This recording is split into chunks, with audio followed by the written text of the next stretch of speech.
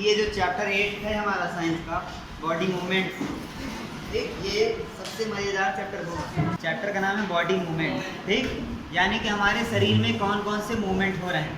जो सबसे basic movement है हमारी बॉडी में कौन कौन से हैं वो, जैसे सांस, सबसे पहला है सांस। तुम्हें ये ऑब्जर्व करना है कि सांस अंदर खींचते समय तुम्हारी बॉडी में कौन कौन से मूवमेंट होते हैं। जब तुम अपनी कॉपी में कुछ लिख रहे हो तब तुम्हारी बॉडी का कौन सा पार्ट है जो मूव कर रहा है। और when U turn and look at your friend, जब तुम पीछे मुड़ करके अपने दोस्त को देखते हो,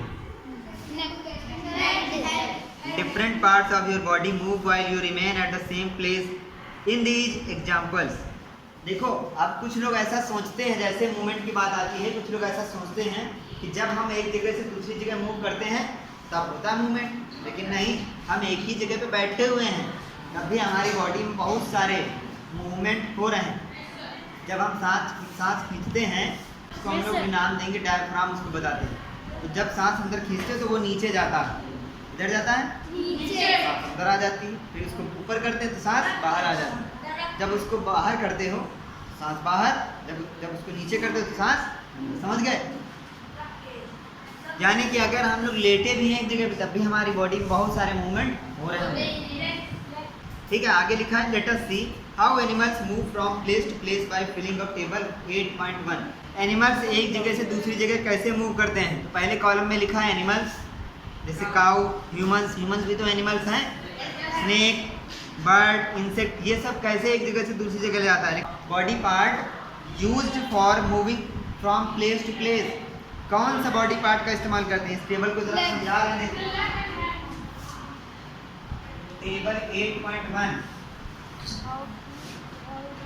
लिखा है एनिमल, ठीक। The body parts used for moving from place to place. Body part Used for moving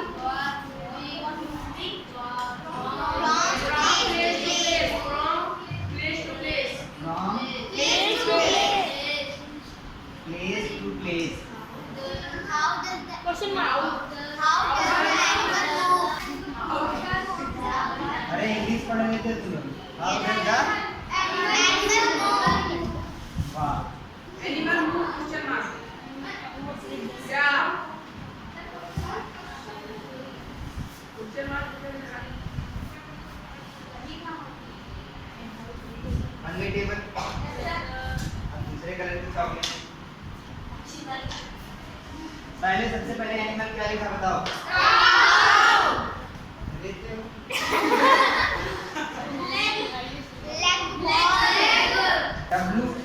WALK होता है, एन साइलेंट होता है वॉक, ठीक।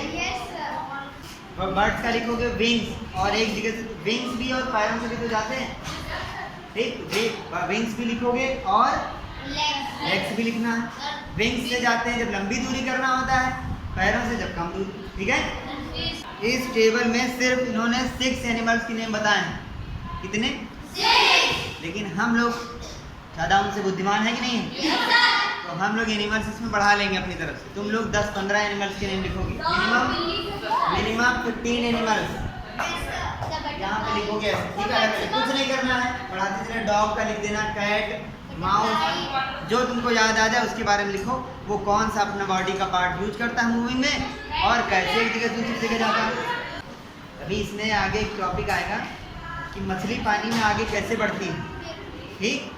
सांप जो है वो कैसे आगे, सांप के किसी ने पैर देखे हैं आज तक? एकदम उनकी पाइप की तरह बॉडी होती है, ठीक। फिर भी वो जमीन में देखो कितना तेजी से मूव करते हैं, कैसे करते हैं। सबसे पहले पढ़ेंगे human body and it's movement.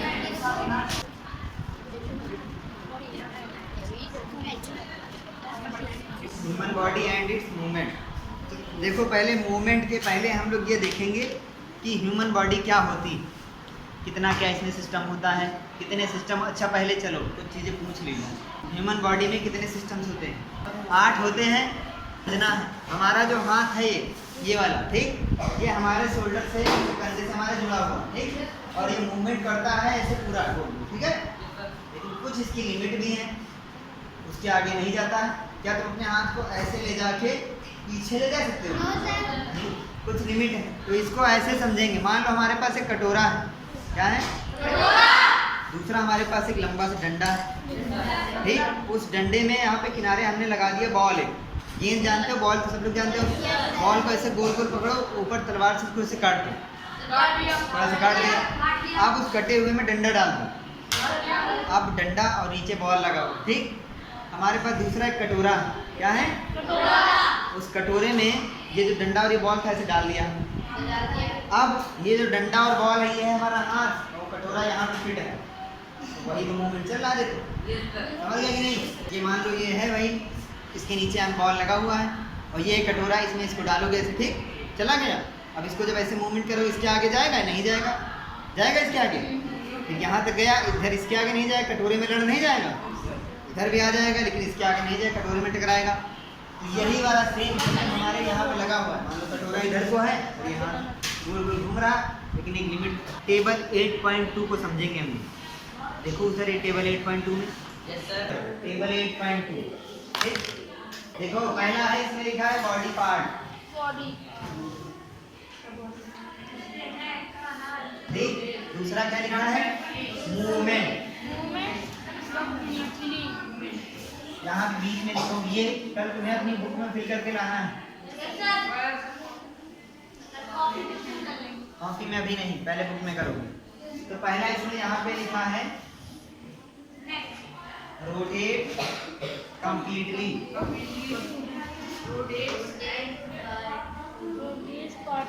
ये लिखा है रोटेट पार्शली, यानी कि आधा घूमता है, रोटेट पार्शली। तो इसमें यस और नो लिखना है, ठीक। दूसरा है बेंड्स, क्या मुड़ जाता है, झुक जाता है, मुड़ जाता है, बेंड्स लिखिए, ठीक। फिर अगला है लिफ्ट, उठ जाता है, लिफ्ट होती है क्या इसमें। फिर इसके बाद बचा does not move at all, जाओगे सब समझ जाओगे, थोड़ा ध्यान दो।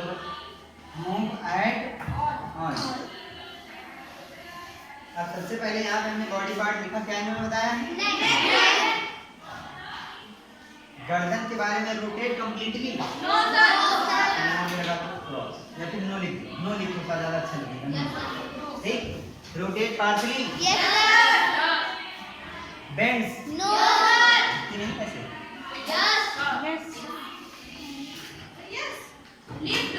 ऊपर उठ जाती है, ऊपर मतलब ऐसे निकाल के ऊपर। Does not move at all, पूरे में नो लिखो, ठीक। रोटेट कंप्लीटली, नो, बहुत सही। रोटेट पार्शली, घूमती है, तो घूमती है ना। Bends, lift, does not move at all. आज टॉपिक है हमारा जॉइंट्स। पहले 2-3 चीजें जॉइंट्स के बारे में समझेंगे। अगर जॉइंट्स ना होते तो हम लोग मूवमेंट कर पाते? नहीं कर पाते। क्यों? देखो ये मान लो ये स्केल है, ठीक। अब ये वाली स्केल जैसे अगर पूरी बॉडी तुम्हारी ऐसे एक हड्डी से बनी होती, पूरी की पूरी बॉडी एक हड्डी से, तो क्या ये देखो बीच से टूट रही? नहीं। अगर इसी स्केल को अभी हम तोड़ दें, बीच से 2 टुकड़े कर दें, तब हम इसको मूव बेंड करा सकते हैं, झुका सकते हैं, जिधर चाहे उधर मोड़ लें, ठीक। तो हमारी बॉडी में भी ऐसे ही कितने सारे टुकड़े हैं पता है? 206 हैं, क्योंकि इतनी हमारे बोन्स हैं, ठीक। 206 हड्डियां हैं, टुकड़े कितने होंगे? 205। पता ही नहीं पता। अब इसको कैसे समझोगे? देखो एक हड्डी, ये 2 हड्डी, ठीक। 2 बोन है तब फिर कितने जॉइंट हुए इसमें? 1 हुआ कि नहीं हुआ? 3 होंगे तब 2, 4 होंगे तब 3। समझ गए नहीं? 206 हड्डियों पे 205 जॉइंट। अब इन्हीं के बारे में हम लोग पूरा पढ़ेंगे। वैसे ये तो चलो ऐसे ओरली हो गया। अब कितने जो जॉइंट्स होते हैं, किसका क्या काम होता है, वो सब आज हम समझने का प्रयास करेंगे। देखो पहली एक्टिविटी छोटे बच्चों वाली दी है कि अपने हाथ की ये वाली उंगली निकालो, इंडेक्स फिंगर बाहर निकालो। आप इसको अपनी बॉडी पार्ट में अलग अलग जगह पहले माथे में टच करो। क्या तुमको लगा अंदर कुछ कड़क चीज है? इसी को क्या बोलते हैं? कितनी गंभीर जानकारी बताई। पहले से पता था ये? No sir. फिर से करो। पता तो चलो दूसरी बार, दूसरी चीज, ठीक है, इसलिए हो गया। अब यही उंगली को अपने यहाँ हाथ पे टच करो, फिर से बूंद मिली, ऊपर यहाँ पे करो, फिर से बूंद मिली। अच्छा ये बताओ, अब क्वेश्चन यहाँ पे शुरू हुआ, जब अपनी उंगली को हमने यहाँ फोरहेड पे लगाया था, हमको बूंद मिली थी। फोरहेड को क्या मूव करा सकते हो ऊपर नीचे? नहीं करा सकते हो, पूरा फेस होगा, फोरहेड को सिर्फ नहीं करा सकते, ठीक। लेकिन हमने अपने हाथ में दो जगह पे लगाया, यहाँ पर लगाया बोन, यहाँ पर लगाया बोन, और इन दोनों को हम मूव करा सकते हैं लगे। ऐसा क्यों और कैसे? इनके बीच में एक ज्वाइंट पाया जा रहा है। अगर यहाँ पर भी एक ज्वाइंट होता, इन दोनों के बीच में, इसके और इसके बीच में ज्वाइंट होता, हम इसको भी ऊपर नीचे कर सकते थे, ज्वाइंट नहीं है इसलिए नहीं कर पा रहे, ठीक। तो अब नंबर 1 पे हमारा एक टॉपिक आता है बॉल एंड सॉकेट ज्वाइंट। इसके बारे में हम लोगों ने कल थोड़ी सी चर्चा करी थी, आज और कर लेते हैं। Ball and socket joint.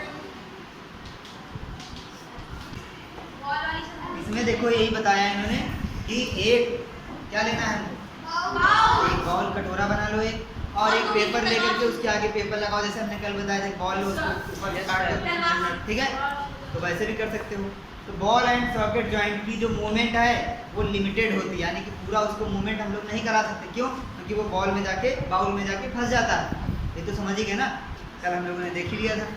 दूसरा, बॉल एंड सॉकेट जॉइंट कहाँ पे होता है, देखो ये समझ लो, बस लिखा है। और हाँ, क्वेश्चन आता है बार बार, हाफ वैली में लिखित है कि इस तरीके के क्वेश्चन आएंगे कि what is the ball and socket joint, what is joints, what is the function of ball and socket joint. पूछा जाएगा what is ball and socket joint, अभी एक्सरसाइज में क्वेश्चन दिया होगा तो आंसर उसका लिखा होगा, the rounded end of one bone fits into the cavity of the other bone. वो कैविटी मीन्स होता है क्या, दांतों में कैविटी हो जाती है, यानी कि दांत में कुछ खाली जगह हो जाती है, कीड़ा लग जाता है, दांत खा जाता है ना, पता है, छेद हो जाता है। कैविटी मीन्स खाली जगह, हॉलो स्पेस। अगर कोई बोन का राउंडेड एंड हो, यानी कि कोई एक बोन हो, उसका जो एंड हो, जो आखिर हो, वो राउंडेड हो, गोल हो, वो जा करके किसी खाली जगह में फिट हो जाए, और फिर वो बोन ऊपर नीचे दाएं बाएं जिधर चाहे उधर मूवमेंट करे, इसको क्या बोलेंगे हम लोग? और बॉल एंड सॉकेट जॉइंट में मूवमेंट सारे डायरेक्शन में हो सकता है, लेकिन एक लिमिटेड तक, ठीक है। इसको हम लोग नाम देते हैं बॉल एंड सॉकेट जॉइंट। ये कहाँ पाया जाता है, देखो लिखा है, थाई बोन में पाया जाता है। हमारा जो पैर है, ये जो पैर है थाई है, ये यहाँ हमारी कमर में इसी से जुड़ा है बॉल एंड सॉकेट जॉइंट। तो अपना पैर देखो, इधर भी करा सकते हो, इधर भी करा सकते हो, आगे भी इधर भी, लेकिन एक लिमिटेड है, ऐसा तो नहीं पीछे ले जाकर ऐसे सीधा कर दो। आगे है पाइवोटल जॉइंट। अब इन जॉइंट्स को तुम्हें याद रखना है कहाँ पाया जाता है, कितने होते हैं हमारी बॉडी में, ठीक है। अभी आएगा क्वेश्चन, तो फिर नंबर भी याद कर लेंगे, पहले अभी समझो कि होते क्या हैं, ठीक। नंबर 2 पे है पाइवोटल जॉइंट।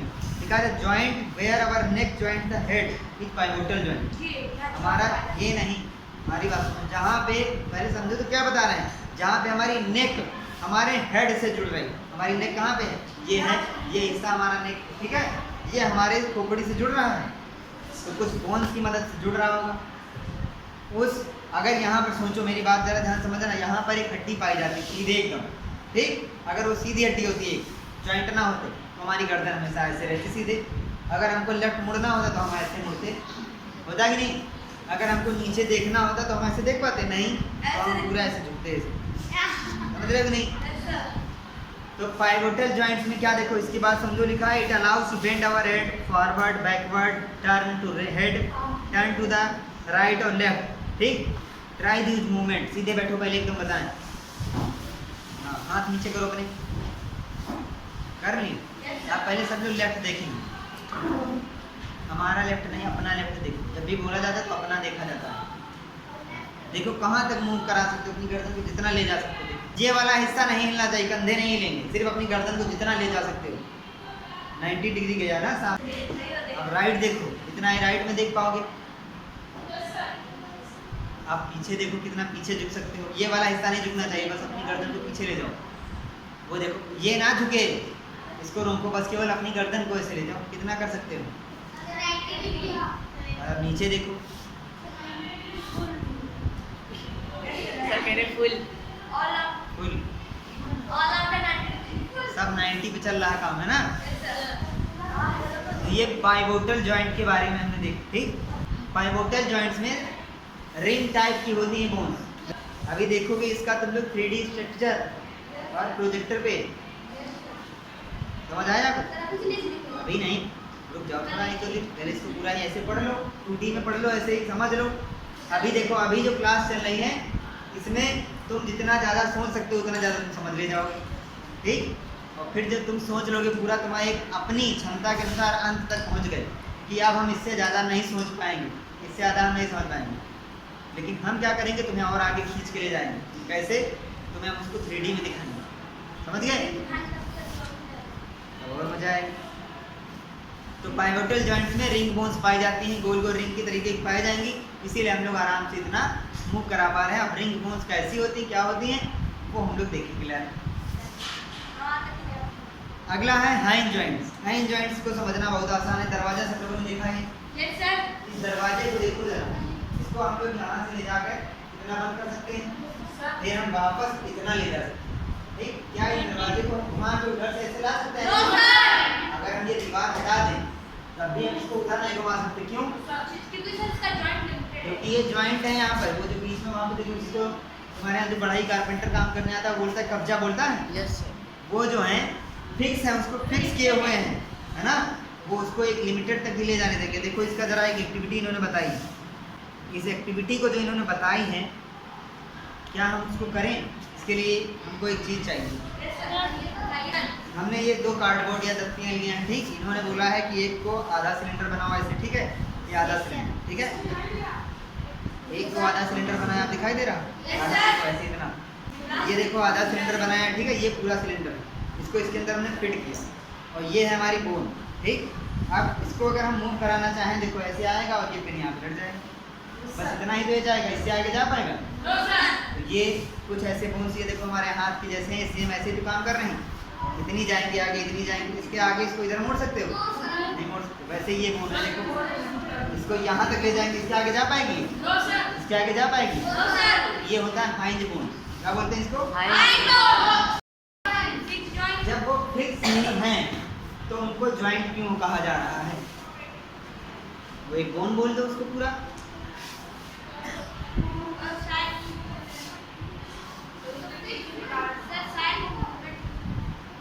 हमारी खोपड़ी है जो ये हेड है, ठीक है, इसमें कई सारी बोन्स पाई जाती हैं। ऊपर वाली यहाँ अलग होगी, इधर की अलग, इधर की अलग, लेकिन क्या हमारी खोपड़ी ऐसे अलग अलग मूवमेंट कर पाती है? नहीं, इसमें जॉइंट्स पाए जाते हैं अलग, ठीक। देखो क्या लिखा है, some joints between bones in our head are different from those we have discussed so far. हमने अभी बहुत सारे जॉइंट्स के बारे में पढ़ा, ठीक, उनसे अलग हैं फिक्स्ड जॉइंट, और ये पाए जाते हैं हमारे, कहाँ पाए जाते हैं? हेड में।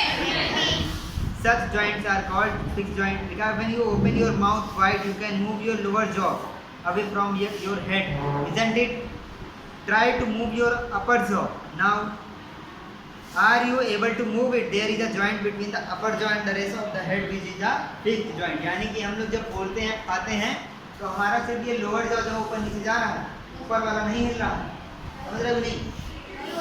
नॉर्मल तुम लोग अपना मुँह ऐसे रुको, सामने की तरफ देखो एकदम। अब तुम्हें कुछ नहीं, बस केवल बोलना है ए। तो कौन सा हिस्सा नीचे गया? नीचे वाला हिस्सा नीचे गया। अगर ऊपर वाला ऊपर जाता तो हम लोग की आंखें भी साथ में ऊपर जाती, लेकिन हम लोग की आंखें एकदम रुकी हुई हैं, हमने बोला ए, तो ये हिस्सा नीचे चला गया। कुछ ही बोलोगे तो लोअर जो हमारा मूवमेंट करेगा, ऊपर वाला नहीं करेगा, समझ गए कि नहीं? अब इसमें इन्होंने कहा है कि अगर आपको एक डॉल बनानी है, क्या बनानी है? डॉल या फिर गुड़िया बनानी है, तो सबसे पहले क्या बनाओगे? स्ट्रक्चर फ्रेमवर्क बनाओगे, यानी कि उसकी हड्डियाँ बनाओगे, है ना। तो वही हड्डियों को देखने के लिए हम आते हैं पेज नंबर 70 पे। लिखा है this framework is called skeleton. Human का स्केलेटन देखो बना हुआ है वहाँ पे, फिगर 8.7। लैब में चलेंगे तब इसका रियल हम लोग को भी दिखाएंगे, ठीक है। इसी में ऊपर ब्लू बॉक्स के अंदर कुछ लिखा है, the human skeleton is composed of around 305 bones at the birth. जब बच्चा पैदा होता है तो उसमें 305 हड्डियाँ पाई जाती हैं, 305, और धीरे धीरे ये हड्डियाँ हो जाती हैं 206। अब ये बताओ कि बाकी हड्डियाँ, हाँ 206, 206, ये बाकी हड्डियाँ कहाँ चली जाती हैं? देखो मेरी बात सुनो, पहले मान लो ये छोटा बच्चा होता है, उसकी बॉडी देखो कितनी मुलायम होती है, उसको कहीं से मोड़ दो ऐसे, पता कि नहीं होता? तो जितना आदमी बढ़ता जाएगा उसका क्या होगा? मजबूत हो जाएगा। उसको ऐसे मोड़ो टक से टूट ही जाएगा। तो पहले एक छोटा बच्चा था, उसकी बॉडी में एक ऐसे, ठीक, ये ऐसे करके ढेर सारे बोन्स पाए जाते हैं, ठीक। जब ये बड़ा हो गया, धीरे धीरे जब ये बड़ा हुआ, अभी देखो 1 2 3 4 बोन्स पाए जा रहे हैं। जब ये बड़ा हुआ तो इसकी ये दोनों बोन्स आपस में जुड़ गई और ये भी जुड़ गई। अब इसमें कितनी बोन्स पाए जा रहे हैं? एक और दो। पहले इसको क्यों जोड़े? सब जोड़ ही दें, पूरी बॉडी जोड़ दी।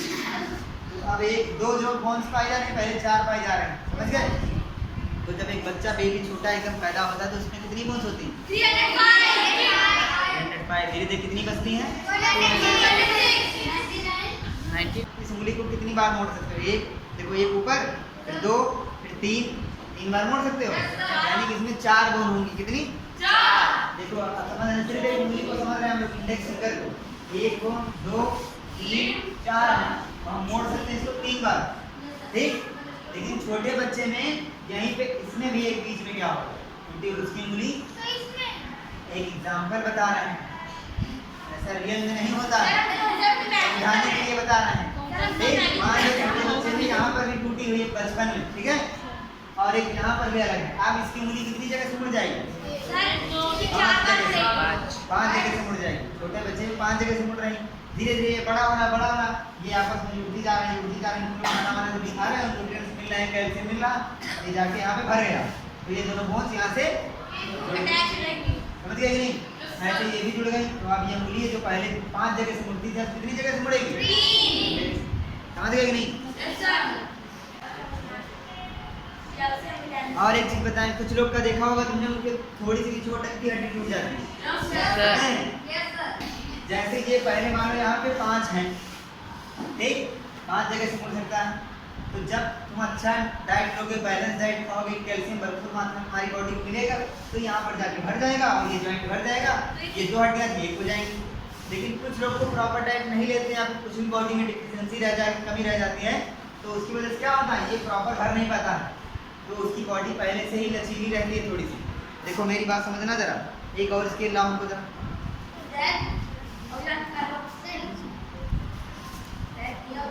देखो ये हमारे पास 2 स्केल थे, ठीक, मान लेते हैं 2 हड्डियां हैं और ये छोटा बच्चा है।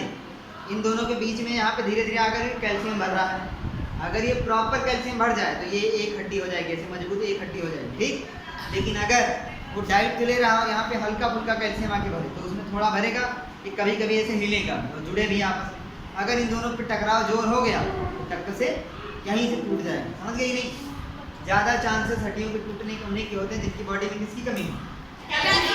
तो बेंड योर फिंगर्स, अपनी उंगलियों को मोड़ो। Are you able to bend them at every joint? जितने भी जॉइंट हमारी उंगलियों में है, वहाँ सब जगह मोड़ पा रहे हो? हाँ, मोड़ पा रहे हैं। How many bones does your middle finger have? तुम्हारे हाथ की जो मिडिल फिंगर है, इसमें कितनी बोन्स है? देखो 1 2 3 लास्ट में 4, ठीक।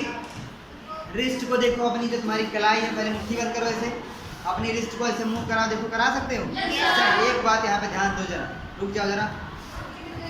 हम लोगों ने जब अपनी गर्दन को ऐसे मुड़ाया, ठीक है, और अपनी रिस्ट को वही गर्दन मान के चलो, क्या उतना ही मोड़ पा रहे हो? उतना नहीं मोड़ पा रहे हो। तुम्हारी देखो ये जो रिस्ट है, ये इधर पे ज़्यादा चली गई, ठीक, इधर कम, इधर भी उतनी चली गई, इधर कम आएगी, इधर कम आएगी, समझ गए? लिखा है देखो, it is made up of several small bones called carpals. हमारी जो रिस्ट है, मुट्ठी है, वो छोटी छोटी बोन जिनका नाम होता है कार्पल, इनसे मिलके बनी होती है। What will happen if it has only one bone?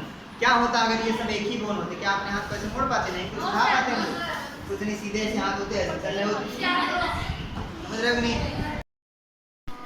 आज का टॉपिक है rib cage, the rib cage,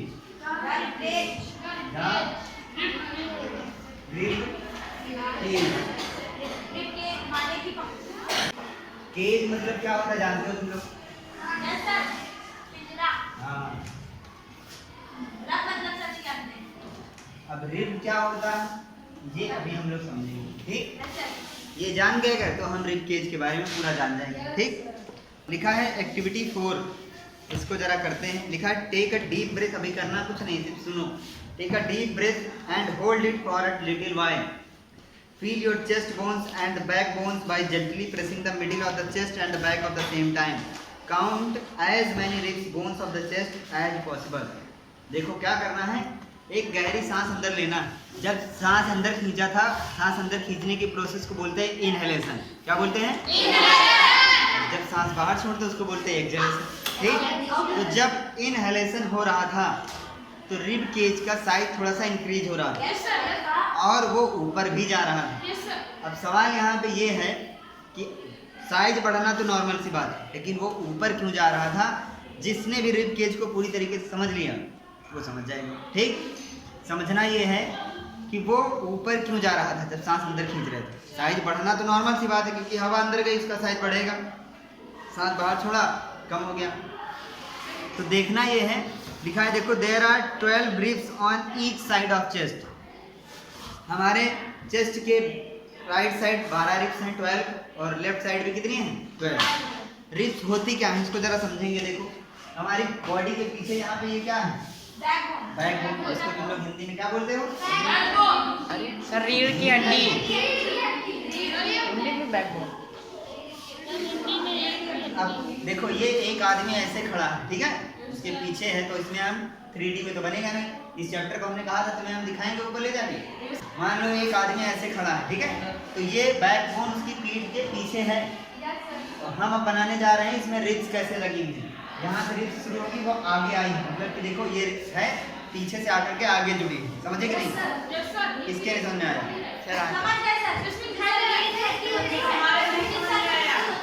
देखो हम बता रहे हैं, ये देखो समझ लो, इधर देखो फिगर 8.10। फिगर देखो जरा ध्यान से। रिब केज बना हुआ है, पीछे उसमें है बैकबोन और उसमें कुछ हड्डियां पीछे से आकर के आगे ऐसे जुड़ी हुई है। ठीक, समझ गए? There are 12 ribs on each side of the chest. Some important internal parts of the body lie protected inside the cage. अब ये रिब केज बनाने की जरूरत क्या थी? कुछ इंपॉर्टेंट पार्ट्स हमारी बॉडी के वो इसके अंदर कैद होते हैं, जैसे नंबर 1 हार्ट, नंबर 2 जिसको तुम लोग बार बार बोलते रहते हो क्या? लंग्स। लंग्स होते हैं इसके अंदर। लंग्स होते हैं तो हमारे रेस्पिरेशन में हेल्प करते हैं, और हार्ट हमारा सर्कुलेटरी सिस्टम में काम करता है, ब्लड को पूरी बॉडी में पंप करता है। समझ गए? तो ये दोनों इंपॉर्टेंट। अगर इसमें से थोड़ी सी भी इस पे अगर ये ना होता तो तुम ऐसे चल रहे होते, ठीक, और कहीं जरा सा भी टकरा जाते तो वो चोट डायरेक्ट कहाँ लगती जाके? हार्ट में पंप हो रहा होता, उस पर टक्कर लगती, पंप ही नहीं हो पाता, खराब हो जाता, तो मौत जल्दी हो जाती। इमेजिन करो ना, बिना अच्छा सोचो, ऐसे एक आदमी जा रहा है, लंग्स उसके ऐसे फेफड़े हैं, ऐसे चल रहे हैं, ठीक, लंग्स जानते हो पॉलीथीन के जैसे हैं। और अगर वो ऐसे रिब केज नहीं है, नॉर्मल जा रहा है कहीं पे, और सामने से एक बच्चा चला रहा है पेंसिल ऐसे से नचाते हुए, वो पेंसिल ऐसे टच कर गई, उसी फेफड़े में गई अंदर। अब फेफड़े में हवा रुक रही नहीं, क्योंकि उसमें छेद है, तो तुम सांस ले पाओगे। और अभी अगर तुम्हारे छाती पे कोई पेंसिल मारे अंदर जाएगी, क्योंकि रिब्स है, पेंसिल भले टूट जाए, हाँ चली भी जा सकती है। देखो क्यों चली जाएगी? क्योंकि 2 रिब्स ऐसे होती है, एक रिब्स ये है, दूसरी ये है, इनके जो बीच में जगह है, पेंसिल मारो यहाँ से अंदर चली जाएगी। समझ गया कि नहीं? दीवार पर अपना हाथ लगाकर धक्का दोगे तो शोल्डर बोन तुमको पता चल जाएंगे, तुम्हारी पीठ पे 2 होती है। ठीक, पेल्विक बोन जो हमारे स्टमक के नीचे पाई जाती हैं। इसके बाद हमने क्या पढ़ा? स्कल। स्कल यानी खोपड़ी, जो बहुत सारी हड्डियों के जुड़ने से बनी है। इसके बारे में जरा ध्यान से देखो, लिखा है skull is made up of many bones joint together. It encloses and protects a very important part of the body, the brain. समझ रहे हो? सबसे इंपॉर्टेंट कह सकते हो इसको। हमारी बॉडी का जो ज़्यादा मतलब कि कई सारे ऐसे पार्ट हैं जो इंपॉर्टेंट हैं, उसमें से एक है जिसका नाम क्या है? ब्रेन। उसको कौन बचाता है? स्कल। समझ रहे हो कि नहीं? We discussed many bones and the joints of our skeleton, some additional part of the skeleton that are not hard as the bones and which can be bent, these are called cartilage. अब देखो हमने अभी पढ़ा bone, अभी आगे हम लोग पढ़ेंगे मसल्स। क्या पढ़ेंगे? मसल्स तो पहले से भी जानते हो, जो ये मांसपेशियां जिसको बोलते हो, ठीक, और बोन्स के बारे में पढ़ चुके हो। कुछ ऐसी चीज़ें होती हैं जो ना मसल होती हैं ना बोन होती, वो बोन की तरह कठोर भी नहीं होती हैं, हार्ड भी नहीं होती। जैसे तुम्हारे कान के नीचे का ये जो हिस्सा है, ठीक, इसको क्या बोलते हैं? कार्टिलेज। क्या बोलते हैं? नाक के पास भी होता है कार्टिलेज। आगे लिखा है we have seen that our skeleton is made up of many bones. हमने देखा है हमारा जो स्केलेटन है वो बहुत सारी हड्डियों से मिलके बना होता है। You could feel bend and move many of them. Draw a neat figure of the skeleton in your notebook. Skeleton बनाना है। Figure 8.7 the human skeleton copy पर बना करके कल लेके आना है, ठीक है। We have learn about the bones in our body and about joints that help us move in different ways. हमने अपनी बॉडी में बोन्स देख लिया, उनके जॉइंट्स देख लिया जिनकी वजह से हम मूवमेंट करते हैं। What makes the bones move the way they do, let us find out. अब सबसे ज़रूरी चीज़, हमने बोन्स के बारे में जान लिया, जॉइंट्स के बारे में जान लिया, लेकिन क्या बोन जब हम मूवमेंट कराते हैं, हमारा नॉर्मल सा एक हाथ है, ये मूवमेंट कर रहा है ऐसे, हमारा ये हाथ ऐसे आराम से मूवमेंट कर रहा है, लेकिन ये मूवमेंट कैसे हो रहा है? बोन्स करा रहे हैं? नहीं, मसल्स करा रहे हैं। तो अब हम इसके बारे में पढ़ेंगे। बोन्स जान लिया हमने, और बोन्स कैसे मूवमेंट कर रहे हैं, किस वजह से कर रहे हैं, क्योंकि उनमें जॉइंट पाए जा रहे हैं। लेकिन बोन्स को पावर कहाँ से मिल रही, कौन उनको कह रहा है कि इधर मूवमेंट करो? मसल्स। देखो लिखा है इसमें, do you observe a swollen region in the upper arm. हमने अपने ऊपरी बाह में कुछ फूला हुआ स्वॉलन पार्ट देखा, उसी को क्या बोलते हैं? Muscle. The muscle bulge due to contraction. अब देखो ये मसल अभी ऐसा नहीं कि अभी ऐसे किया है तो ये कहीं गायब हो गई, जब ऐसे किया तो आ गई, नहीं, जब ऐसे किया तो वो पूरे में फैल गई, रिलैक्स है वो भी। जब हमको यहाँ इधर लाना है तो वो मसल कॉन्ट्रैक्ट करती है, उस कॉन्ट्रैक्शन की वजह से यहाँ हमारा उठ के इधर आ रहा है, समझ रहे हो नहीं? It became smaller in length. Now bring your arm back to its normal position. What happened to the muscle? Is it still contracted? नहीं, मसल के कॉन्ट्रैक्शन और रिलैक्शन की वजह से ही क्या हो रहा है? बॉडी मूवमेंट हो रहा है। इसको जरा हम लोग फिगर के माध्यम से समझने का प्रयास करेंगे। मान लो हमारे पास ये, इधर देखो ये हाथ, ठीक है, यहाँ पे इसमें बॉल एंड सॉकेट जॉइंट लगा हुआ है हाथ, दूसरा पार्ट, ठीक, आगे यहाँ पे ये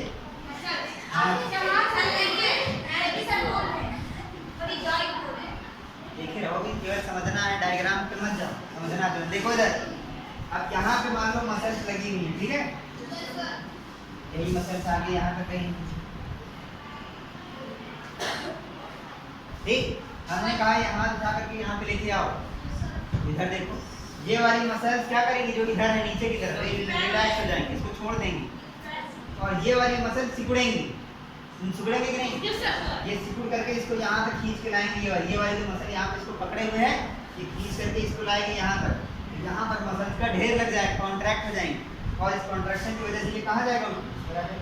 समझ गए कि नहीं? मसल्स सिकुड़ती हैं, कॉन्ट्रैक्ट करती है, इसकी वजह से हमारा हाथ ऊपर नीचे। अब एक चीज़ और बताना, हमेशा दो मसल साथ में काम करेंगी, दो मसल्स हमेशा साथ में काम करती हैं। जब ये वाली इधर कॉन्ट्रैक्ट करी तो ये वाली रिलैक्स, क्योंकि हमको अगर इसको वापस लाना है तब ये वाली इधर खींचेंगे, ये वाली रिलैक्स हो जाएगी, समझ गए कि नहीं? अगर ये वाली ना होती, इसको खींच लेते, वापस कैसे ले जाते? समझ पा रहे हो नहीं? ये हाथ कॉन्ट्रैक्ट, इधर कॉन्ट्रैक्ट भी इधर आ गया, अगर इधर से मसल इसको खींचेंगे नहीं वापस, तो ये वापस कैसे जाएगा? इधर आ गया, इसे पड़ा रहता। अब इधर उल्टा मसल है, तब ये वाली रिलैक्स हो जाएंगी, इसको रिलैक्स छोड़ दिया, ये वाली खींच रही, इसको धीरे धीरे इधर आ रहा है, समझे? अब एक जरूरी सवाल, जिसका आंसर हम लोग कल प्राप्त करेंगे। एक जब जैसे कोई देखो टीवी पे मम्मी कोई एपिसोड देखती हैं धारावाहिक, तो उसमें ऐसी जगह पे रुकते हैं, चाकू फेंक के मारेंगे, जा रहा है और खत्म कर देंगे। अब सोचो मम्मी रात में तड़प के सो रहे हैं, पता नहीं वो चाकू उसके लगेगा या साइड से निकल जाएगा। अगले दिन 5 मिनट पहले ही मम्मी टीवी खोल के बैठी है, देखना है हमको, चाकू गया तो गया कहाँ। वैसे ही हम एक सवाल छोड़ के जा रहे हैं ताकि तुम लोग का कल जो है मन लगा रहे। सवाल क्या है? हमने अपनी बॉडी देख लिया, अब हमने अपने सिर्फ ये वाला हाथ देखा है, ऐसे ही हमारे पैरों में हर जगह पे मसल्स हैं, वो सब हमारी मसल्स एक दूसरे से कनेक्ट हैं और उसी की वजह से पूरी बॉडी का मूवमेंट हो रहा है, समझ रहे हो नहीं? जैसे हमारी गर्दन भी अगर ऐसे है, हमको अगर इसको राइट टर्न करना है तो इधर वाली मसल कॉन्ट्रैक्ट की होंगी, तो इधर गई, इधर वाली करी, समझ गए कि नहीं? अब कह रहे हैं कि जितने भी एनिमल्स हमारी पृथ्वी पर हैं, जितने भी, क्या वो सारे के सारे ऐसे ही मूवमेंट करते हैं? नो सर, तुम बता, तुम्हें कैसे पता? फिर हम बुला के हम पूछने लगे एक एक जानवर का नाम बताएं, कहीं कैसे करता बता पाओगे? तो जो नहीं पता उसको बोला करो कि हमको नहीं पता, ईमानदार बनो। हाँ चलो हमारा सवाल के पहले सुनो, क्या है देखो, लिखा है how do other animals move, बाकी एनिमल्स कैसे मूव करते हैं? क्या सभी के पास बोन्स होती हैं? फिर तुम लोग को देखो तुक्का लगा। अर्थवम देखे हो? अर्थवम केचुआ, क्या उसके बोन्स होती हैं? फिर भी वो मूवमेंट कर रहा है। अब यही तो देखना है, तो ये तो इतना कठिन सवाल घर लेके जाओ, कल आने का मन जरूर करे कि इसको जानना जरूर। While locomotion is the change of body from one place to another, the human body and its movement. As we already know, that इसको मिलाया स्कल बोन और बैकबोन को मिलाया किससे? शोल्डर जॉइंट को किससे मिलाएंगे? Ball and socket joint. Ball and socket joint, जो हम लोगों ने कल पढ़ा था, ठीक है? Yes sir.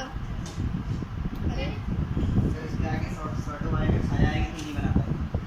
आगे क्रेनियम, जो पता है उसको देख लें। एल्बो जो अभी तक हमने पढ़ा है, क्योंकि हमारा पूरा चैप्टर तो अभी तक खत्म नहीं हुआ। Yes sir. तो एल्बो जॉइंट हम लोगों ने किससे पढ़ा है? एल्बो जॉइंट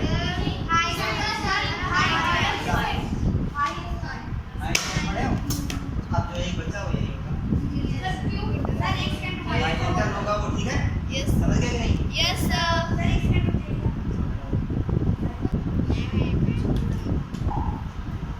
हो गया? आगे Yes. चलें?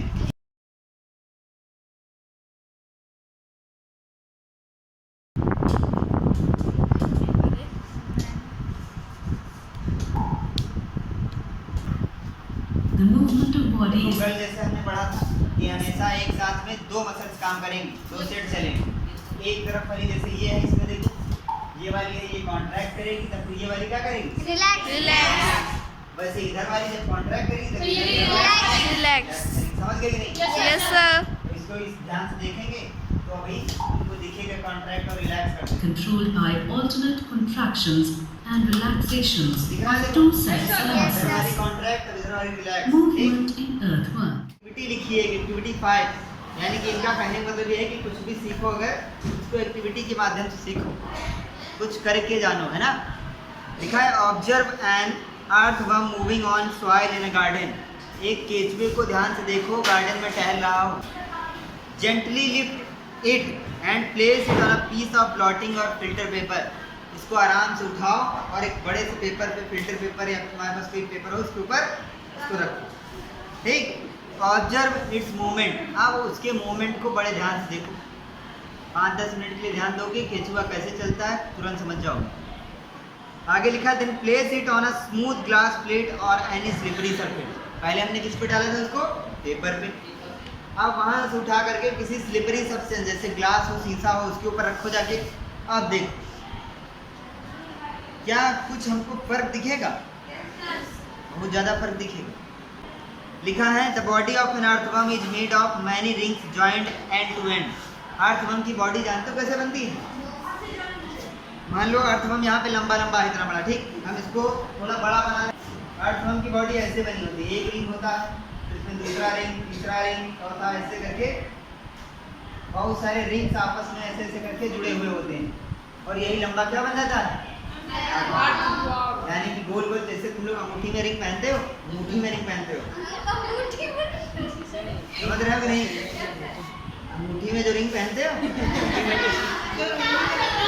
समझ गया ना? उस तरीके की बहुत सारी अगर रिंग्स हमारे पास है, उनको आपस में जोड़ दो ऐसे, तो लंबी सी एक बॉडी बन जाएगी। वही क्या है? आगे लिखा है देखो, ये जो रिंग्स हैं ये बॉडी को बढ़ाने में और बॉडी को घटाने में, यानी कि ये जैसे रिंग है तो ये बॉडी को इंक्रीज कर देते हैं और बॉडी को सिकुड़ा देते हैं, समझ गए कि नहीं? इसलिए इसकी बॉडी रिंग द्वारा बनी। लिखा है during movement the earthworm first extend the front part of the body keeping the rear portion fixed of the ground, then it fixes the front end and release the rear end. समझ गए कि नहीं? नहीं समझ जाते तो आज क्यों आते हैं? देखो अब हमारी बात को समझो। मान लो ये लंबा सा इतना बड़ा अर्थवर्म है, ठीक? Yes, sir. ये पहले पिछले भाग को अपने एक जगह फिक्स करता है और अगले भाग को बढ़ाता है, और फिर अगले वाले को फिक्स करता है, पिछले को लाता है। इसके लिए हम एक एक्टिविटी करेंगे। हमको कोई लोग पुराना पेपर देखो इधर, ये अर्थवर्म किसको किसको लग रहा है, ये जिसको ये अर्थवर्म लग रहा है वही समझ पाएंगे। अब इस अर्थवर्म के मूवमेंट को हम लोग समझेंगे, ठीक। देखो इधर ये अर्थवर्म है, मूवमेंट हो रहा है इसका, हम इसके मूवमेंट को देखेंगे। इधर देखो, इधर से इधर की तरफ देखो, पहले अर्थवर्म अपने पिछले हिस्से को, ये अर्थवर्म ऐसे सिकुड़ा हुआ होता है, ठीक है, ये अपने इस पिछले वाले हिस्से को पहले जमीन में फिक्स कर देता है और फिर अगले वाले हिस्से को आगे बढ़ाता है। इतना फुल आगे कर दिया, फिर अगले वाले हिस्से को फिक्स कर दिया, पिछले वाले को आगे बढ़ाया, फिर अगले, फिर पिछले को फिक्स किया, आगे वाला बढ़ाया, फिर ऐसे। पहले पिछले हिस्से को फिक्स किया, अगले को बढ़ाया, फिर अगले को फिक्स किया, पिछले को बढ़ाया।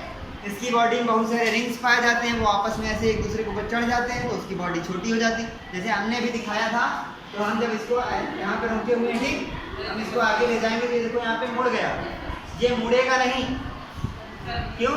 क्योंकि उसकी बॉडी में रिंग्स पाए जाते हैं, छोटे हो जाएंगे, बड़े हो जाएंगे। जैसे उसने बताया था स्प्रिंग की तरह, सही बताया, स्प्रिंग की तरह काम करती है उसकी बॉडी, एक दूसरे के ऊपर रिंग्स चढ़ जाती है, रिंग्स इसीलिए होती है, समझ गए कि नहीं?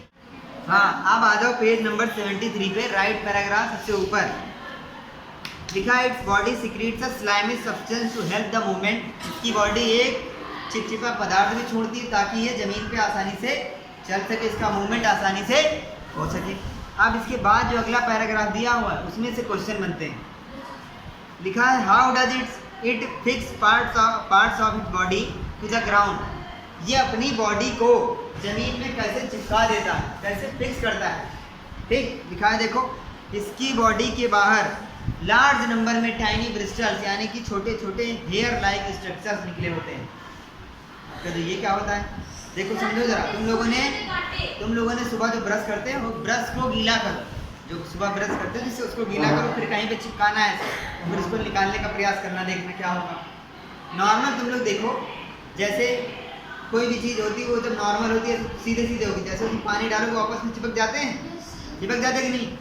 वैसे ही उसकी बॉडी, केचुए की जो बॉडी होती है उसमें छोटे छोटे हेयर लाइक स्ट्रक्चर्स निकले होते हैं, जिनको क्या नाम दिया गया है, टाइनी ब्रिस्टल्स। क्या कहा गया है? Tiny bristles. और ये ब्रिस्टल्स जब गीले हो जाते हैं, जब वो स्लाइमी सब्सटेंस से गीले हो जाते हैं, तब वो चिपक जाते हैं कहीं पर। यस सर, हमें बात का इस्तेमाल करके वो पीछे चिपकाता है, फिर इसको छोड़ता, फिर आगे चिपकाता है, ऐसे। अब देखो एक और चीज़ लिखी है, अर्थवर्म जो है वो मिट्टी के अंदर ज़्यादा चलता है, मिट्टी के अंदर, और मिट्टी खाता है और मिट्टी को खाद बना करके निकालता है। तो उसकी बॉडी उसी अनुसार बनी होती है, ज़मीन पर चलने के लिए थोड़ी ना बनी हुई है, ज़मीन पर चलने के लिए नहीं, मिट्टी में चलने के लिए बनी, इसीलिए उसकी बॉडी देखा होगा तुमने, आगे नुकीली होती है ताकि वो आराम से मिट्टी में चलता जाए, छेद करता हो। समझ रहे हो कि नहीं? हाँ चलो, अब एक्टिविटी 6 स्नेल के बारे में देख लो।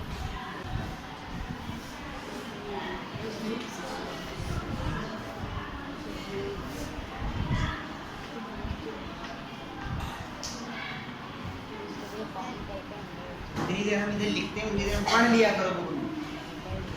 मुँह देख रहे हो कैसे लिख रहे हैं सर, देखो ये बनाया है, कैसे सी बनाया, वो पता नहीं देख के क्या करते हैं। हाँ आप देखो, स्नेल का मूवमेंट अर्थवर्म से बहुत ही अलग है। कहाँ गया है, कुछ लोग ऐसे समझते होंगे कि स्नेल की बॉडी के ऊपर एक कवर रखा रहता है, हो सकता है मूवमेंट में वो मदद करता हो, लेकिन ऐसा कुछ नहीं, वो सिर्फ एक सेल है, उसको बॉडी को कवर करने के लिए होती है, और वो पूरी एक हड्डी है, वो ज्वाइंट उसमें एक भी नहीं पाए जाते हैं। समझ रहे हो? अब वो जो स्नेल है वो मूवमेंट कैसे करता है, इसको देखने के लिए उन्होंने एक एक्टिविटी करवाई है। वो एक्टिविटी क्या है जानते हो? उस एक्टिविटी के लिए उन्होंने कहा है कि एक स्नेल को उठाओ और एक ग्लास प्लेट के ऊपर रख दो ऐसे, ठीक है। अब ग्लास प्लेट को नीचे से देखना है, तब देखोगे हमको क्या दिखेगा। लिखा है उन्होंने पेज नंबर 73 पे, देखो सबसे नीचे राइट साइड में लिखा है, thick structure and the head of a snail may come out of an opening in the cell. The thick structure is its food. यानी कि उसकी बॉडी में एक पैर पाया जाता है, मोटा सा थिक होता है, वो गोल गोल ऐसे घूम घूम करके आगे बढ़ाता है उसको। समझ रहे हो नहीं? उसकी बॉडी में एक पैर होता है, वो उसको पीछे ऐसे धक्का नहीं देता, वो गोल घूमता है ऐसे। समझ रहे हो? गोल घूम घूम करके उसको आगे पहुँचाता है। इसीलिए कहीं पर स्नेल जा रहा हो, देखना उसके पीछे से गोल गोल निशान मिलते हुए जाते हैं। कैसे चलता है देखो, जब देखो मान लो उसको इधर से इधर जाना है, ठीक है, तो अपनी वो पैर को वो इधर घुमाएगा, ऐसे घुमा रहा होगा गोल गोल, तो जब यहाँ पे इसका पैर होता है तो हल्का टच होता है जमीन, और जब इधर पहुँचेगा तो तेजी से टच करता है, वैसे पहुँचेगा तो फिर उसकी बॉडी आगे बढ़ने लगेगी, फिर यहाँ पहुँचेगा फिर हल्का कर देगा, फिर हल्का हल्का, फिर यहाँ पे जोर से दबाएगा, समझ गए कि नहीं? तो आगे बढ़ता जाता है। आया कि नहीं समझ में? एक बार और देखो, एक बार और तो बनता ही है बताना। देखो ये मान लो उसका पैर है, वो ऐसे गोल गोल इसको घुमा रहा है, आगे चल रहा है, तो जब उसको जाना इधर आगे है, यानी कि अपने पैर को इधर धक्का दे पीछे की तरफ, अगर हमको इधर आगे जाना तो अपना पैर इधर धक्का देंगे ना पीछे को, तो वैसे ही वो जब इधर को चलाएगा तो हल्का जमीन पे धक्का देगा, और जब इधर आ जाएगा जोर से दबाएगा, फिर हल्का हो जाएगा, फिर जोर से दबाएगा, फिर हल्का, यस सर, समझ गए सर, डायरेक्शन चेंज दबाएगा तो आगे चलता जाएगा। Yes sir.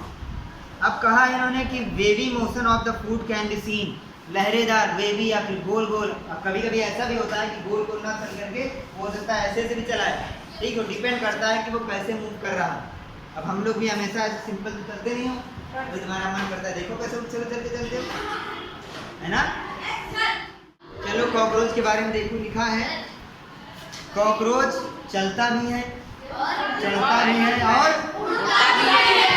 तीनों चीजें करता है, तो यानी कि उसकी बॉडी में 3 अलग अलग मूवमेंट के सिस्टम होंगे, है ना? Yes sir. तो देखते हैं, लिखा है they have 3 pairs of legs. मेरी बात को ध्यान से समझोगे जरा, लिखा है 3 पेयर्स ऑफ लेग्स, यानी कि टोटल पैर कितने हैं? 6। तो 3 पेयर क्यों लिखा? ये क्यों नहीं लिखा कि इनके 6 पैर? क्योंकि अगर वो बोले कि उनके 5 पैर हैं तो 5 पैर में 4 पैर तो काम कर जाएंगे, 5वां वाला काम आएगा। जैसे अगर कहें हमारे पास 2 मोजे हैं और हम फिर कहें कि नहीं एक हो गया तो 1 मोजा हमारे पास, तो 1 मोजा कुछ काम का आएगा? नहीं। जो चीज़ें हमेशा साथ में चलती हैं उनको हमेशा पैर में ही बताया जाता है। जैसे पैर हैं उनके 2 पैर होंगे, ये दोनों साथ में चलेंगे, अब 1 है तो कैसे चलेंगे? 2 पैर साथ में चलेंगे, 2 इसके पीछे हैं वो चलेंगे, 2 इसके पीछे वो चलेंगे, तो ये पैर में ही चलते हैं, इसलिए पैर में इनकी गिनती होती है। तो कॉकरोच के टोटल पैर कितने? 3 पेयर बोला करो, कितने? 3।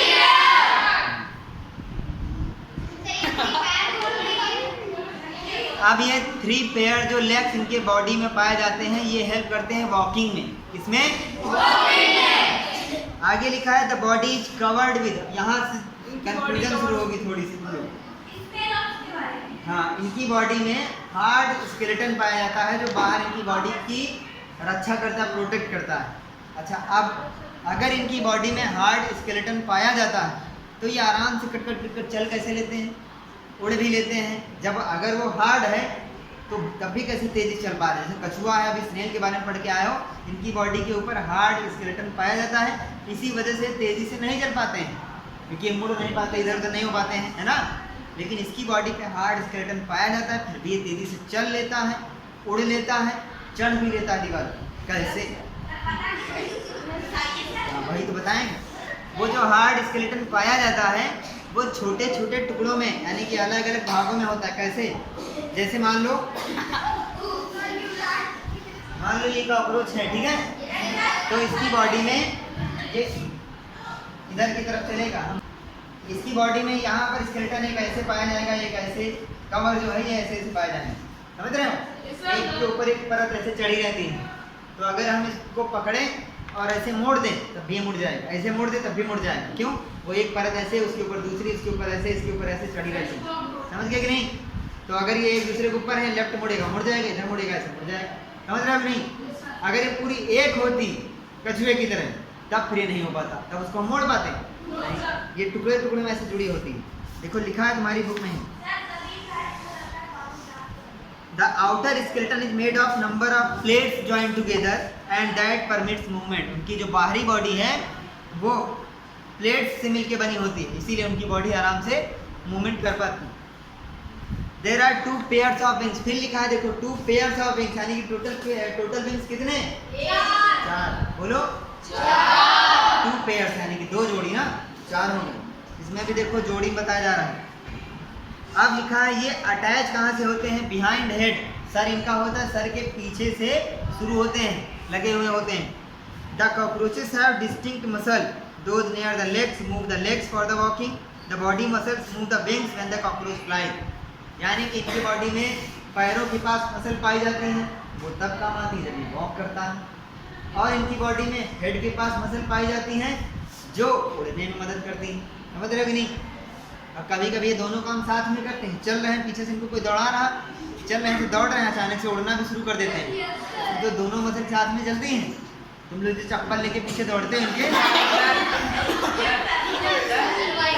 तो ऐसे तो पहले भाग रहा खटखट। और एक चीज सुनो, मान लो तुम अकेले हो घर में, कभी कभी ऐसे होता है, मान लो तुम अकेले हो घर में और अब तुम्हारे लगी भूख, ऐसा हुआ है कभी अकेले हो घर में?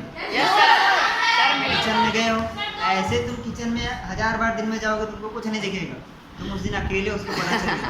और तुम गए, तुम्हारे जो यहाँ पे ड्रॉर है वहाँ पे तुमने देखा बैठा हुआ, और अभी तक तो तुम्हारे थोड़ा सा तुमको डर लगा, तुम्हारा किचन का डोर भी अपने आप बंद हो गया और सब है ना। तुम इमेजिन करो ऐसा रूम के अंदर एंट्री लिया तुमने किचन के अंदर और देखा तुमने यहाँ बैठा हुआ, चलो ठीक है कोई बात नहीं, हम बिस्किट लेने आए, आराम से उठा के निकल जाएंगे, तब तक देखा तुम्हारा डोर क्लोजर वहाँ पे लगा हुआ, डोर बंद। अब तुम्हारी हार्ट बीट बढ़ना शुरू। अब ये बताओ यहीं पे, चलो बताते चलो, हार्ट बीट तुम्हारी क्यों बढ़ी? डर से ना, तो डर की वजह से हार्ट बीट क्यों बढ़ गई? क्योंकि तुम्हारे ब्रेन को लग रहा है अब ये भागेगा, अब ये कुछ ऐसा एक्टिविटी करेगा तेजी से, इसको एनर्जी की जरूरत पड़ेगी, इसलिए पहले उसने हार्ट का जो ब्लड का मूवमेंट है वो तेज करा दिया, सर्कुलेशन ब्लड का तेज हो गया, तुम्हारा हार्ट बीट शुरू।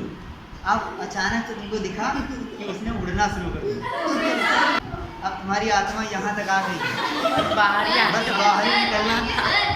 अब तुम भागे हो दरवाजे की तरफ, दरवाजा तुम्हारा तुम खोल गया, वो बंद हो गया, लॉक नहीं हुआ, बंद हुआ था, उसको जब तक खोल है वो उड़ करके तुम्हारी खोपड़ी की तरफ आया, दरवाजे में टकरा गया और नीचे वहीं पे गिर गया, क्या होगा? आज देखेंगे बर्ड्स के बारे में। दिखा है बर्ड्स जो हैं हवा में उड़ती भी हैं और ज़मीन पर चलती भी हैं, लेकिन ज़्यादा चलती हैं कि ज़्यादा उड़ती हैं? ज़्यादा उड़ती हैं। दिखा है कुछ बतख ऐसी, कुछ बतख बता रहे हैं, कुछ चिड़ियाँ ऐसी होती हैं जो पानी में तैरती भी हैं, जैसे कि बतख, कुछ बोल रहे हैं डक, कुछ बोल रहे हैं बतख, डक बतख। The birds can fly because their bodies are well suited for flying. Birds इसलिए उड़ सकती हैं क्योंकि उनकी जो बॉडी है वो उड़ने के लिए बनी है। लिखा है बर्ड्स की जो बोन होती है हॉलो होती, खोखली होती है अंदर से, बर्ड्स की बोन अंदर से हॉलो होती, खोखली होती हैं और बहुत ही हल्की होती हैं। The bones of the hind limbs are typical for walking and perching. उनकी जो हाइंड देखो दो तरीके के होते हैं, हाइंड लिम्स और फोर लिम्स, हाइंड लिम्स और फोर लिम्स। जो हाइंड लिम्स की बोन है वो बता रहे हैं कि वॉकिंग के लिए और पर्चिंग के लिए होती है।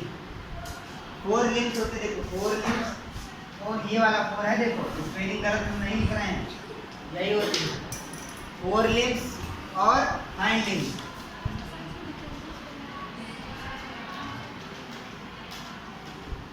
तो इन्होंने कहा हाइंड लिम्स की जो बोन्स होती हैं वो वॉकिंग के लिए होती हैं और पर्चिंग के लिए, यानी कि वॉक करने के लिए और कुछ पकड़ने के लिए, किसी चीज़ को, किसी चीज़ पर बैठने के लिए, किसी चीज़ को कस के पकड़कर रुकने के लिए। तो तुमने देखा होगा चिड़िया उड़ते हुए जाती है, बिजली के तार पर बैठेगी ऐसे आराम से वहाँ बैलेंस बना लेती है ना। आगे लिखा है the bony part of the fore limbs are modified as wings. यहीं से तुम लोग का थोड़ा सा कठिनाई वाला पार्ट शुरू हुआ। लिखा है हमारी बॉडी जैसे होती है, ह्यूमंस की बॉडी देखो बना रहे हैं,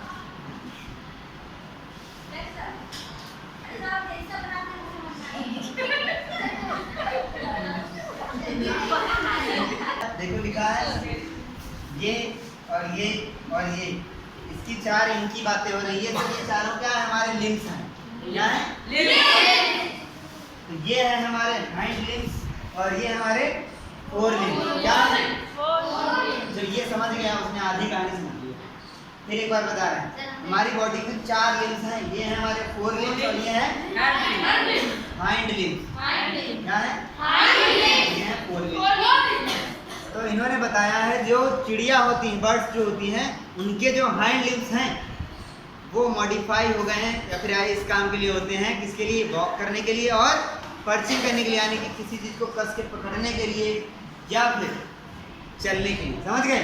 हाइंड लिम्स। तो हम लोग के भी हाइंड लिम्स किस काम के आते हैं, किस काम के लिए होते हैं? चलने के लिए और दौड़ने के लिए। अब इसके अलावा हमारे जो फोर लिम्स हैं उनका क्या काम है? हमारे 4 लिम्स का काम, हम उन्हीं से अपने फूड को उठा करके अपने माउथ तक ले जाते हैं, चीज़ों को पकड़ते हैं, ठीक। सब बहुत सारे काम, दुनिया भर के सारे काम हम किससे करते हैं? 4 लिम्स से। अब यही सेम चीज़ आ जाओ बर्ड्स पे, इधर देखो, थोड़ी देर तक फोकस देना। बर्ड्स में जो 4 लिम्स होते हैं, क्या तुमने देखा चिड़िया के दोनों आगे वाले हाथ होते हैं? नहीं होते। बर्ड्स के 4 लिम्स जो है वो मॉडिफाई हो गए हैं किसमें? विंग्स। किसमें? विंग्स में। समझ गया कि नहीं? लिखी हुई है पेज नंबर 74 पे लिखा है द शोल्डर बोन। हाँ, the bony parts of the 4 limbs are modified as wings. यानी कि 4 लिम्स के जो बॉनी पार्ट है, जो हड्डीदार पार्ट है, वो मॉडिफाई हो गया किसमें? समझ गए? आगे लिखा है the shoulder bones are strong. चिड़िया की, बर्ड की जो शोल्डर बोन्स होती हैं वो क्या होते हैं? The breast bones are modified to hold muscles. Breast bones, ये छाती वाली जो बोन्स होती हैं, ये मॉडिफाई हो जाती हैं होल्ड मसल्स, मसल्स को पकड़े रखना, ताकि वो क्या कर सकें? फाइट कर सकें, फ्लाइट कर सकें। फ्लाइट यानी उड़ सकें, फ्लाई कर सकें, और विंग्स को ऊपर नीचे कर सकते। एक्टिविटी 8, एक पेपर बोट बनानी हम लोग को, और उसको पानी में रखना है। एक पेपर बोट बनाना है, उसको पानी में रखेंगे और उसको मूव करा के देखेंगे कि उसका जो नैरो एंड है, नैरो एंड वो आगे की तरफ होगा, एक और नैरो एंड पीछे की तरफ होगा। यानी कि नाव में, नाव का जो अगला सिरा होता है वो सकरा होता है, पिछला क्या होता है? वो भी सकरा होता है, और वो पानी में आराम से इसी वजह से मूव कर पाता है। अब इसी को हम एक एक्टिविटी के माध्यम से अभी हम पढ़ेंगे। दूसरा, इसमें उन्होंने कहा है कि नाव को साइड वेज, यानी कि इधर इधर को भी चला के देखो। नाव ऐसे बनी होती, देखो,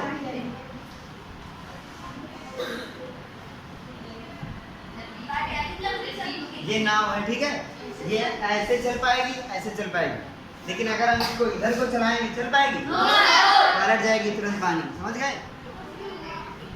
देखो बन गई नाव। अब इस नाव को अगर हम इधर बढ़ाएंगे, पानी आराम चलेगी, इधर बढ़ाएंगे तो आराम चलेगी। लेकिन अगर हम इसको कहें कि हम इसको इधर इधर को चलाएं, तो ये तुरंत ऐसे पलट जाएगी। हमने पढ़ा था अभी कल ही, परसों किसी दिन पढ़ा था, स्ट्रीम लाइन बॉडी। क्या पढ़ा था?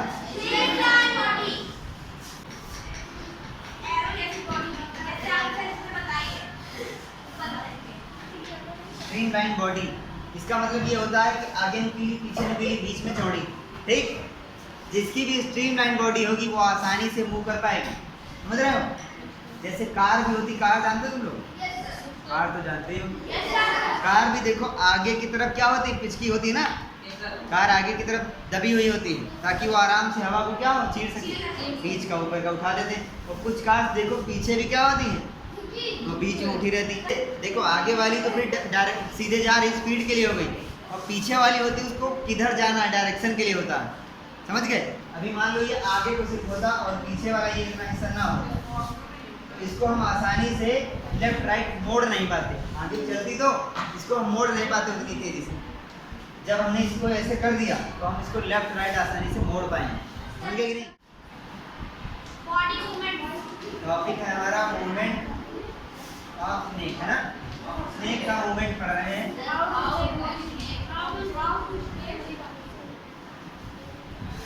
पेज नंबर है 75। How do snake move? Question पूछा उन्होंने, तो लिखा है have you seen a snake slider? कभी रेंगता हुआ सांप देखो, सबने देखा होगा। Does it move straight? क्या वो सीधे चलता है? Snakes have a long backbone, they have many thin muscles. हमने बताया था स्नेक में एक लंबी बैकबोन होती है और उसमें थिन मसल्स होती हैं, पतली पतली क्या होती हैं, ढेर सारी मसल्स होती हैं। They are connected to each other even though they are far from one other. वो सारी मसल्स एक दूसरे से काफ़ी दूर होती हैं, फिर भी एक दूसरे से कनेक्ट होती हैं। और बताया था हमने कि वो सारी की सारी मसल्स बैकबोन से भी जुड़ी हुई होती हैं, और वही सारी की सारी बैकबोन स्किन से भी जुड़ी हुई होती हैं। ठीक, आगे देखते रहो, भी सब समझ जाओ। The snake's body curves into many loops, each loop of the snake give its a forward push by pressing against the ground. यानी कि स्नेक की जो बॉडी है वो कई जगह पे मुड़ी हुई होती है, उसमें लूप होते हैं, और उन लूप की वजह से वो फॉरवर्ड की तरफ कई सारे पुश धक्के देता है। ठीक, अभी समझ जाओगे कैसे, थोड़ी देर फोकस करना है बस। लिखा है since it's long body makes many loops and each loop gives it this push the snake moves forward very fast and not in a straight line. देखो मान लेते हैं कि ये यहाँ पर स्नेक बना हुआ, तो फिर हम लोगों ने यहाँ तक कर लिया था ना, स्नेक बना लिया था। अब ये स्नेक है मान लो, ठीक। अब ये जब आगे की तरफ इसको इधर जाना है मान लो, ठीक। देखो अभी अगर ये जो ये स्नेक है ये अपने मसल से, फिर से एक बार बता रहे हैं कि इसकी बॉडी में ढेर सारी थिन मसल्स पाई जा रही, पतली पतली मसल, और एक पूरी बॉडी में एक लंबी सी ऐसे बैकबोन है, ठीक। और वो सारी की सारी मसल्स किससे कनेक्ट है? बैकबोन से। बैकबोन और वो मसल्स कनेक्ट हैं, स्किन सब आपस में एक दूसरे से कायदे से कनेक्ट हुए हैं। तो जब ये अपने इस वाले हिस्से को, ये पिछला हिस्सा है इसका, इधर इसको जाना है, इस वाले हिस्से को जब अभी इसको इधर लेके आएगा, ठीक। तो ये वाला हिस्सा जब इधर आएगा तो पहले यहाँ से शुरू होगा, ये वाला हिस्सा ऐसे बना, तो नीचे वाला हिस्सा पहले इधर आएगा, फिर ये इधर आएगा, फिर ये इधर आएगा, ठीक। तो ये ऐसे बन जाएगा ऐसे। जब ये पहले हिस्सा इधर आया, ये आया, ये आया, ये आया, तो ये जो चल के आया ना, समझे कि नहीं? नहीं समझे? No sir. मेरी बात समझो। अभी इसका इस वाले का फेस किधर है? इधर है, इधर है, ऊपर की तरफ। ये वाला हिस्सा घूम करके जो घूमेगा ना, तभी तो ये ऐसे बन पाएगा। नहीं समझे? फिर से बता रहे हैं, रुक जाओ, अभी कैसे समझ? सर इसका फेस किधर है? सर इसका फेस किधर है? ये वाला एरो क्यों बनाया? फेस ऊपर होएगा जब एरो बनाना है, ऊपर की तरफ इसको जाना है, ठीक है। अभी इसकी इतनी बॉडी की हम सिर्फ बात कर रहे हैं, इतनी बॉडी, हम पूरी बॉडी की बात ही नहीं कर रहे हैं। तुम इतना समझ लो, पूरे मूवमेंट को समझ जाओ। इतना हिस्सा स्नेक का, अभी इतने हिस्से का जो ये वाला हिस्सा, ये इधर की तरफ, ठीक। और ये इस हिस्से को इधर की तरफ पलटेगा, ठीक। ये वाला हिस्सा भी ऐसे हो जाएगा, देखो ऐसे हो जाएगा, थोड़ी देर बाद ये वाला इधर चला जाएगा, तभी तो ऐसे ऐसे चलेगा ये, समझ गए? ये वाला हिस्सा भी इधर है, इसको घुमा करके इसने ऐसे कर दिया, समझ गए कि नहीं?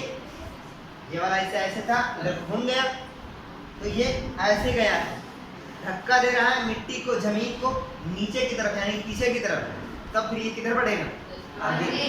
सेम यहीं पर ये हुआ, ये भी ऐसे था, ये ऐसे चला जाएगा, तब ये फिर आगे की तरफ, ये ऐसे था, ऐसे जाएगा ऊपर की तरफ, समझ गए कि नहीं?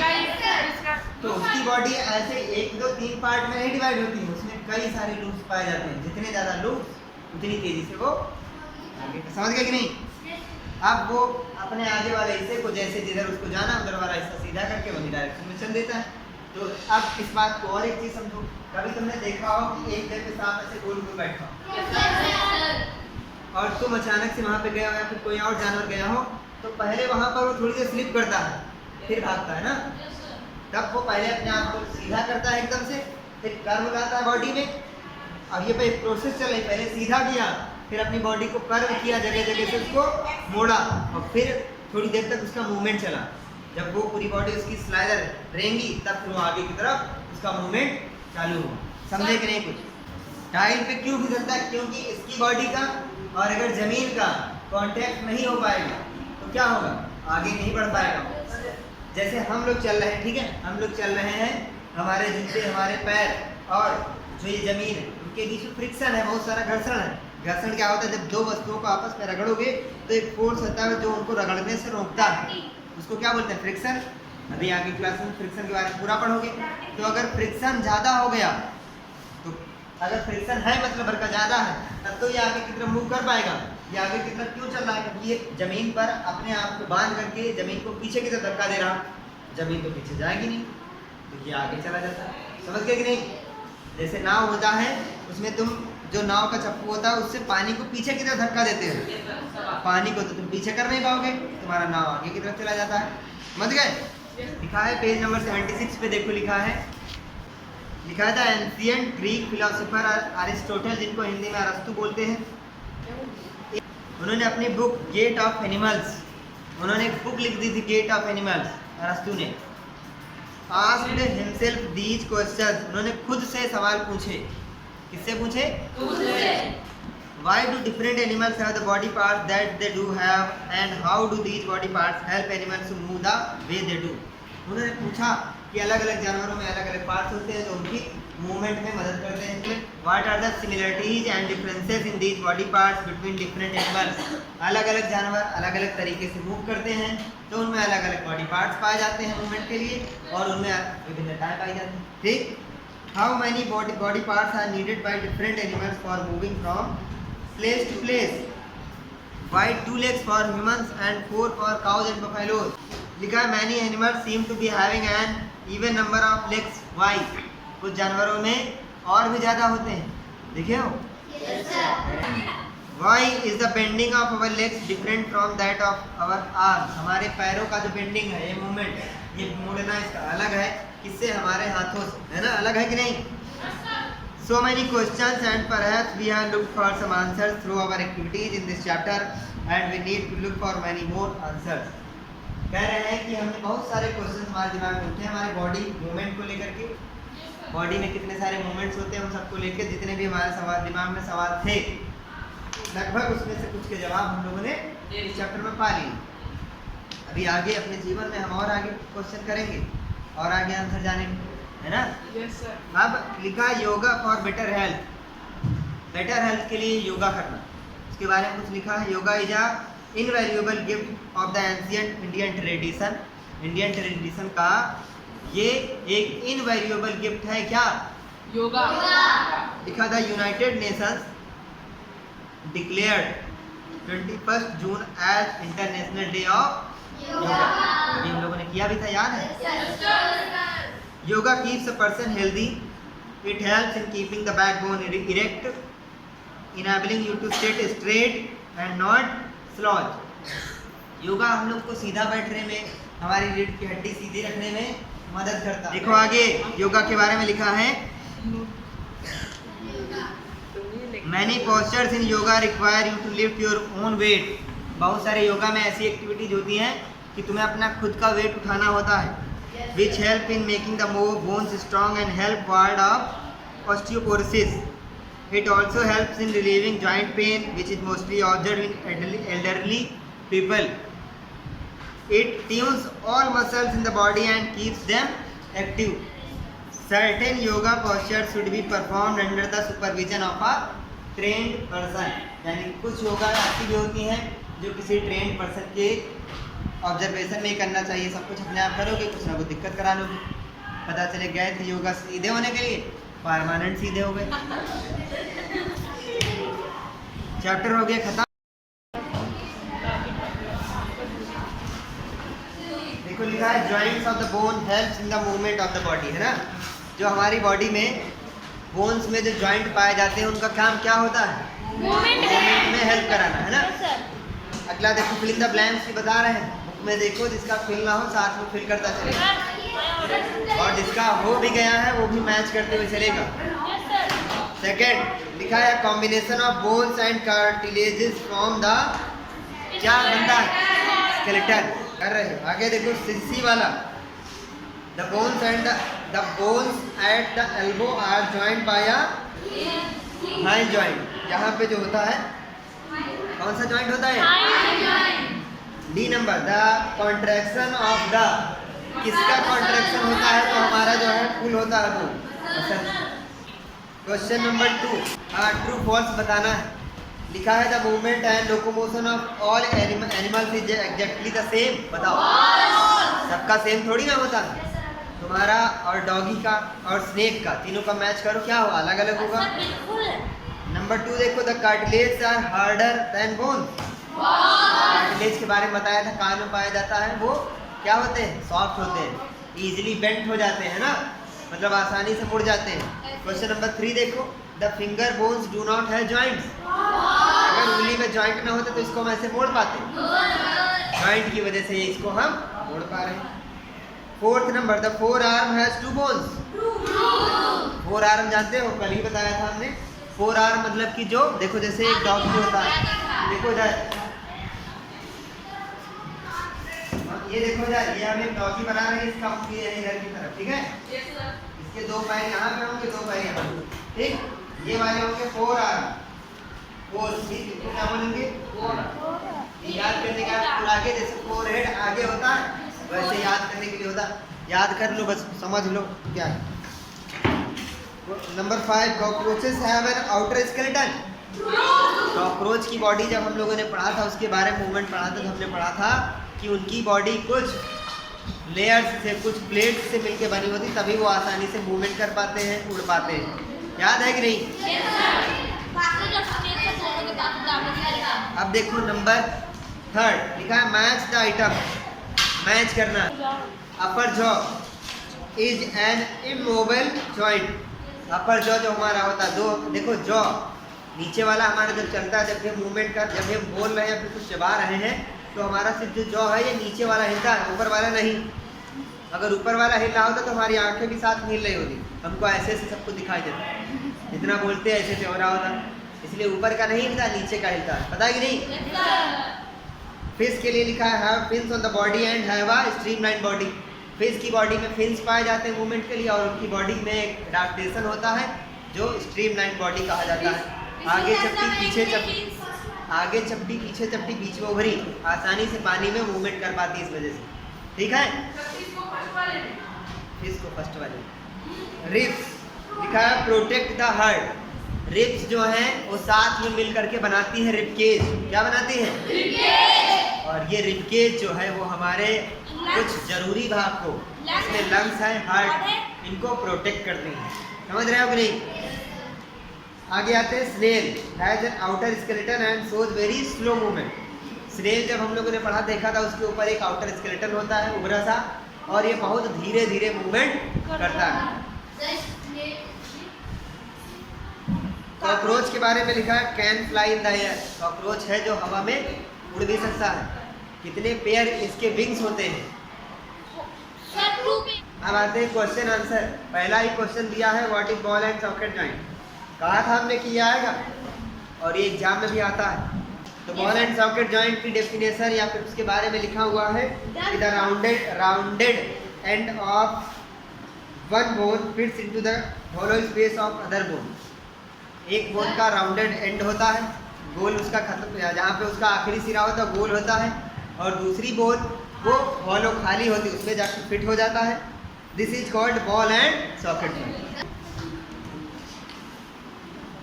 इस तरीके के जॉइंट यानी कि ball and socket joint movement जो है अलाउ करते हैं सारी डायरेक्शन में। जैसे हमारे हाथ में पाया जाता है 70 तरफ घुमाते हैं। वीडियो जो हम लोगों ने स्मार्ट क्लास में देखी थी उसमें भी देख करके आए थे ना। Which of the skull bones are movable. Skull bone की कौन सी, which of the skull bones are movable, बताओ। पूरे स्कल में, पूरी खोपड़ी में कौन सी ऐसी जगह है जहाँ पे मूवमेंट होता है? Lower jaw. जॉ में तो बोलना है कौन सा जॉ? समझ रहे हो? क्वेश्चन नंबर सी लिखा है why can our elbow not move backward. हमारी एल्बो बैकवर्ड इधर क्यों नहीं मुड़ जाती? एल्बो में क्या होता है? हाई जॉइंट, जिसकी वजह से वो पीछे नहीं उड़ पाती। बस इतनी बड़ी थी, खत्म। तो छुट्टी है।